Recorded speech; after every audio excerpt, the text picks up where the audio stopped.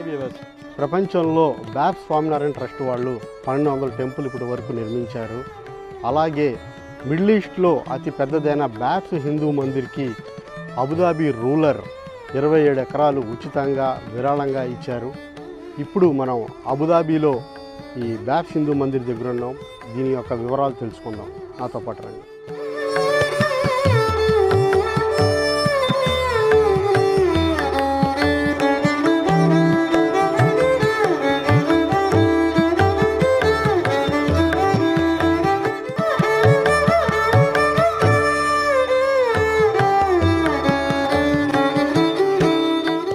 మనతో పాటు బ్యాప్స్ Swaminarayan trust director Pranav Desai ఉన్నారు. వారితో మాట్లాడి మరిన్ని వివరాలు తెలుసుకుందాం. నమస్కారం ప్రణవ్జీ. Namaskar Shrikant ji. Can you please explain the architecture of the temple? So first of all, I would like to welcome you and the media at the BAPS Hindu Mandir construction site.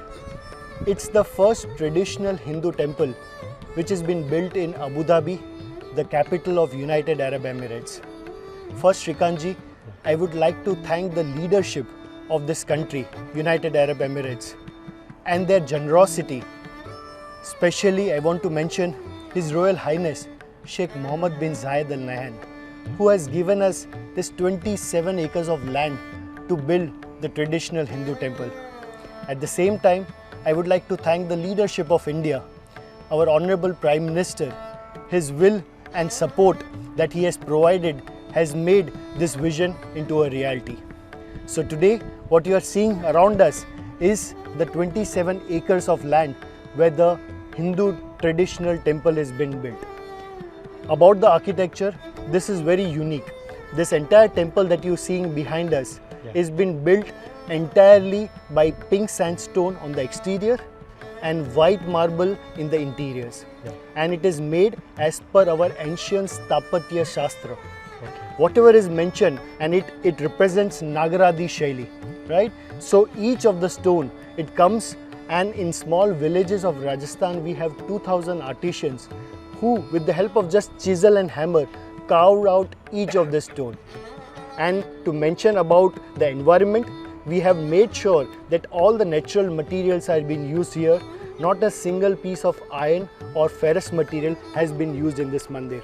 So what you see in the exterior is the pink sandstone. We have selected the pink sandstone.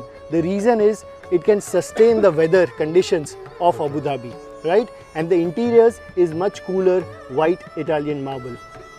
To give you more information about the architecture, there are around 20,000 tons of stone which is going to be used just in the construction of this temple. Around 15,000 tons of stones of the pink sandstone which is coming from Rajasthan, 5,000 tons which is white marble coming from Italy. How many stones you got from Rajasthan? So far we have received all our consignments from Rajasthan. So once the artisan has made the stone, they have carved the stone, we do a dry fitting there in Rajasthan, and from there the shipment comes all the way to Dubai port, and from Dubai port again, thanks to the government of UAE, they have given us a permission where we can bring that stone directly here to the site. And right now almost every stone has been delivered. The fixing of the stones, the final stones, or we call it as shikhar, is going on. Just to explain you a little bit more in terms of architecture, this mandir is made of 3 layers. Where we are standing is the ground floor below this, where it is called Abhishek Mandapam, where the Nilkanvarti Murti would be there, where you can do the Abhishek. This is the first floor or the Garbhagruh, where the 7 Garbhagruh or the 7 spires would be there. And the final layer is the shikhar layer, which you can see is already started getting constructed. Those are the 7 spires. One thing, last thing Shrikant ji, I wanted to say that we have created 7 spires, which is even unique for our BAPS organization. And it's a way to thank the leadership of this country because it has 7 emirates, and that's why we have created 7 spires here. But within those 7 spires, we'll have all the Mukhya Devi Devtas, which represents all the north, south, east and west of India. So we will have Bhagwan Swaminarayan, we will have Ram Parivar, we will have Krishna Parivar, we have Shiv Parivar. From South India we have Lord Ayyappa ji, Tirupati Balaji, and from east we have Jagannath ji. Total how many murtis are there in the temple? So as I mentioned, it has 7 spires and each spire represents a group of deity, right? So if you say Shiv Parivar, it would be Shiv Bhagwan, Parvati Ji, Ganesh Ji and Kartikeya Ji, right? Which is Lord Murugan. All would be represented in that Garbhagruh. Okay. Can we have a look at Yes, please come.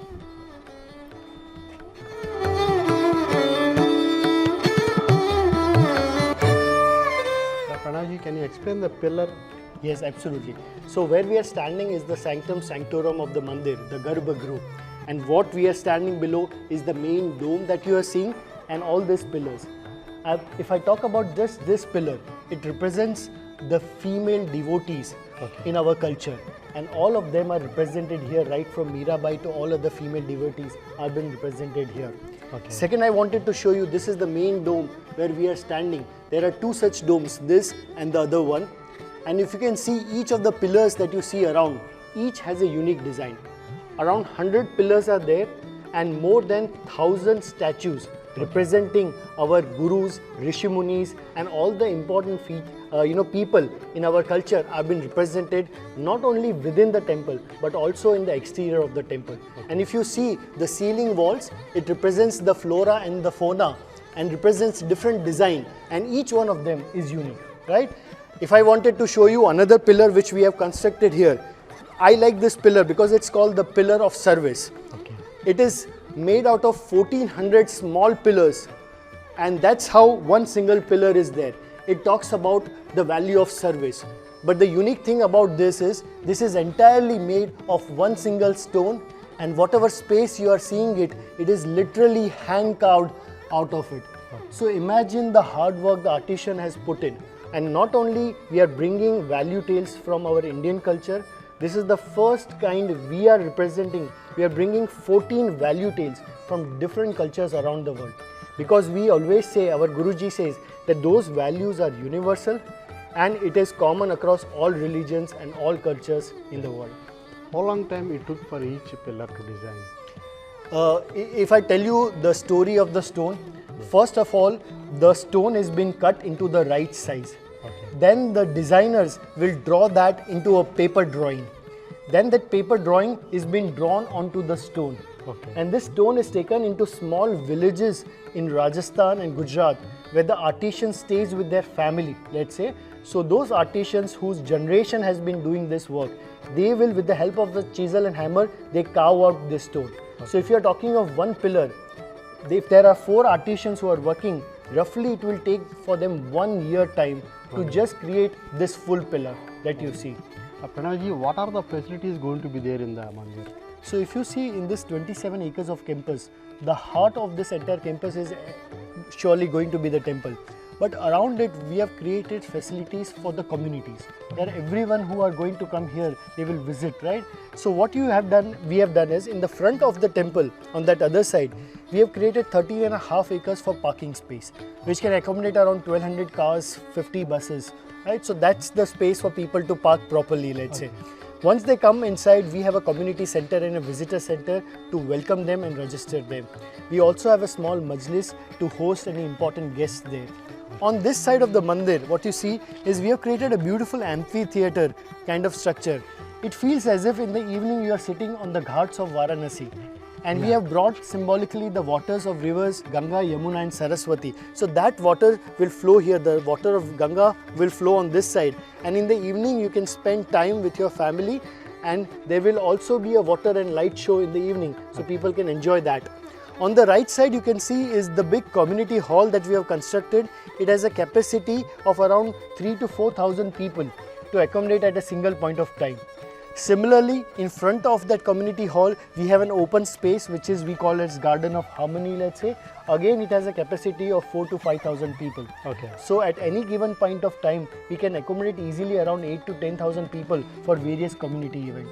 The beauty about that hall, Shrikantji, is it can be further divided into smaller spaces with proper acoustics, so that in one part you can have yoga shibir going on, while other part somebody is doing bhajan bhakti. Everything can happen together in the same space. And on the left side that you see the tent, that's going to be our food court. Because people are traveling from a lot of distance to come to this mandir, let's say. There would be a Sattvic vegetarian food court, so food would be served there. We are also eagerly waiting for the opening of the temple. Absolutely. And the opening of the temple is planned in February of 2024. It's just 4 months down the line. On 14th of February, which is Vasanta Panchami, it's a very auspicious day. On that day, we will have the Murti Pratishta of all the 7 Murtis that are going to come inside the mandir. And we are expecting that our Honorable Prime Minister will also be present in the opening of this temple. How much percentage of construction has been completed till now? As you can see from the construction, right, around 80 to 85% is already completed. Okay. And our target is very aggressive. This is the most challenging part, is the mandir, right? Okay, yeah. Because it involves logistics of stones coming from different countries and making sure that there is no breakage, you know. Yeah. So that is the biggest challenge. But our wish and our target is to complete it by December, so that in January we get all the permissions that we required, and in February we can do a public dedication ceremony and open this temple for everyone. Yeah. What are the measures you have taken for the eco-friendly construction? Yes. So if you see the entire building, you know, it is a very eco-friendly building. Especially when I talk about the mandir, all the natural material stones have been used. Yeah. Not a single piece of iron or ferrous has been used in this entire construction of this temple, right? Even in the foundation, around 55% of the foundation that we have done for the mandir is fly ash, which is very environmental friendly. We have not used that concrete and let's say cement, let's say. That is 55% fly ash, which is very environmental friendly.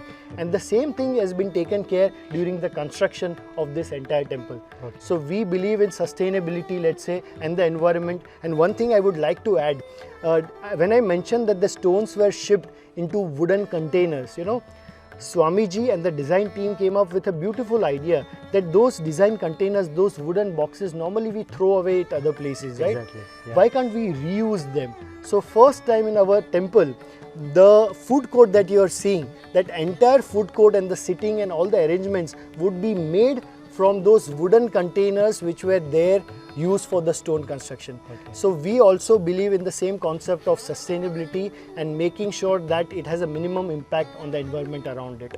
Okay. Pranajji, can you explain the architecture of the exteriors? Yeah, so Shrikantji, this is another unique feature about this mandir.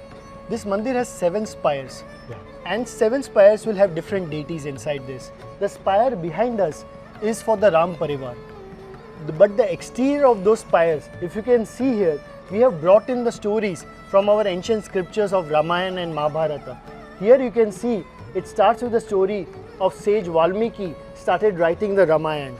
Yeah. And then you can see the entire Ayodhya Nagari and the Bal Charitra of Lord Ram along with his Viva, and all the important incidents of Ramayana are being uniquely represented here.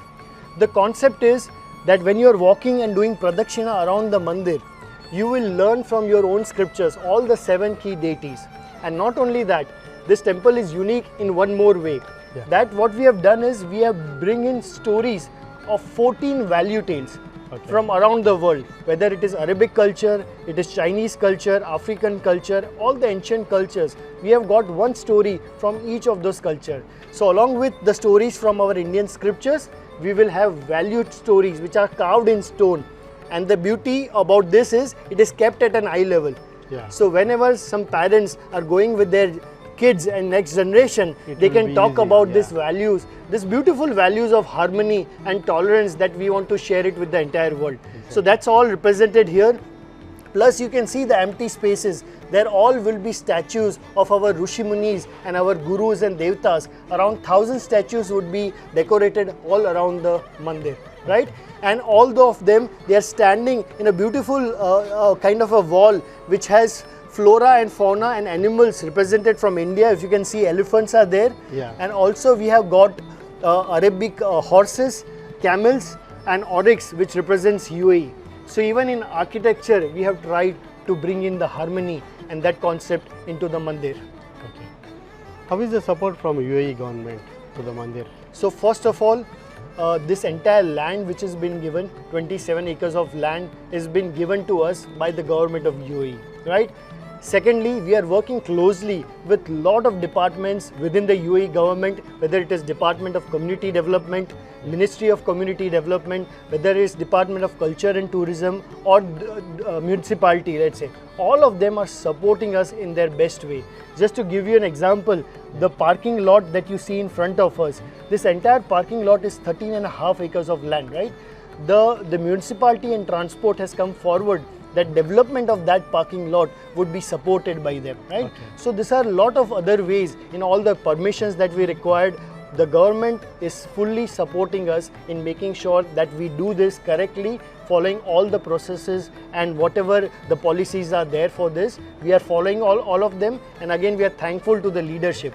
Yeah. Because of their guidance, we are getting all the support that we required from the government of UAE. How many parking lots are there? So if you see here, there are 13.5 acres of land.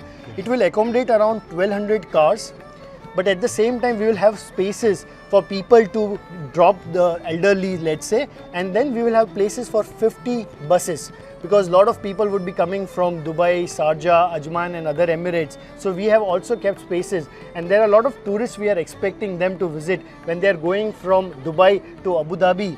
It is exactly on the touristic route before they visit the Grand Mosque or the Emirates Palace. This mandir is exactly on that Sheikh Zayed highway. So to consider that tourist crowd, we have created spaces for the buses also. So it will have 50 buses and 1200 cars. Any special buses from Dubai to the mandir side? Okay, so that's everyone is requesting us the Yeah. same, and we have put in this request to the government of UAE, to the transport department also. Our request was to them to have connectivity, which they are already working on, from Abu Dhabi city to the mandir, and also during the opening of the mandir, which we are calling it as Festival of Harmony, we have requested a specially bus service from various Emirates connecting the Abu Dhabi. Not only this temple, but further it can go down to Sheikh Zayed Grand Mosque or to Abrahamic Family House and various key destinations within Abu Dhabi. So we have requested that, and hopefully in the month of February that service can also be started. Okay, చూశారు కదా బేబస్, ఈ హిందూ మందిర్ 2019లో శంకుస్థాపన జరిగింది. ఇప్పటి వరకు 85% construction పూర్తయింది. 2024లో ఫిబ్రవరి 14న ప్రారంభం కానుంది. ఈ మందిర్కి అబుదాబి రూరల్ 27 ఎకరాలు ఇచ్చారు. వారికి ప్రత్యేక ధన్యవాదాలు. Thank you.